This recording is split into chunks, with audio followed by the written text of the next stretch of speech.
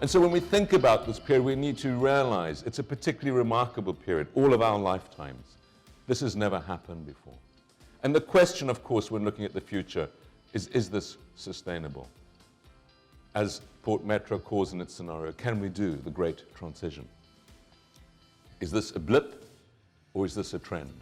Is it sustainable? It's an extremely precious time in human history.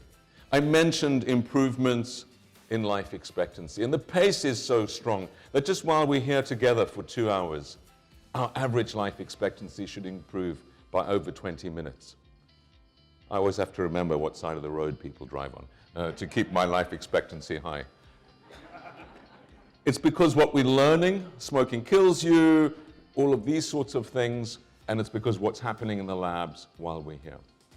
And that's happening around the world, converging. Illiteracy has more than halved. In fact, it's gone down much more dramatically over this period of time. It's now about 20% of a world of 7 billion, only about 1 billion and at 0.3 billion illiterate people compared to over 3 billion illiterate people only 25 years ago. And that's because the incentive to learn is there. And the number of desperately poor people has gone down by about 300 million, even though the world's population's gone up by 2 billion. This has never happened historically. Historically, when you had rapid population growth, you had a rapid increase in the number of desperately poor, even if their relative share declined. So it's an extremely important period. I think about this period as a new renaissance, a period of extraordinary creativity, remarkable ability of things to be thought about in new ways and managed in new ways, as was the case with the Da Vinci and, of course, Copernicus, who discovered that we went around the sun, not the other way around. When you look at these purchasing power parity growth projections over the coming decades, you see the most extraordinary thing. Canada, this is purchasing power, going up from 1.5 to around $5 trillion economy over the next 35 years or so. The US, 41 trillion, China, 61 trillion. So these are big numbers, and you notice on this that China's already bigger than the US world economy, going up 3 times in size. So be optimistic because there is growth. The question is, how will it affect you? The extraordinary thing about the demographic projections only 35 years out in 2050 is the demographers can't agree whether there'll be 12 billion or 8 billion people on the planet, which matters hugely for everything we think about. They agree that all countries in the world are coming down below trend line. The question is how fast, and particularly how fast for Africa.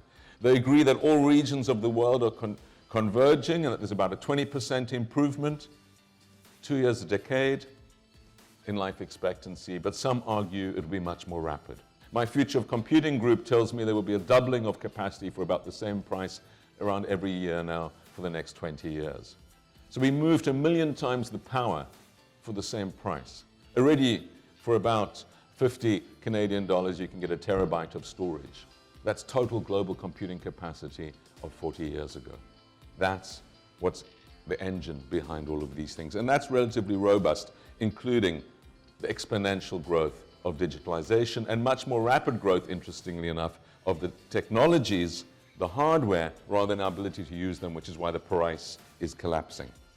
This is from my nano lab. This is atomic construction, building at the molecular and atomic level. This is a needle going through an individual cancer stem cell at 44 billionths of a second. The needle is about 5 billionths of a meter wide. The ability to build at the molecular nano scale. People believe that the future is uncertain, and they're right. People worry that integration will lead to more risk, and they're right. But their response is wrong, to try and put the clock back to become more local, protectionist, nationalist, and xenophobic. That will compound the problem. You cannot keep out change by building higher walls. You're not going to improve your economy by clamping down on migration. The only way to manage the future is to be more connected, but to be more resilient. To find ways in which you can take the benefits of globalization, but not succumbing to the great risks. If we can do all of that, we can rock on to a very happy old age. Thank you very much.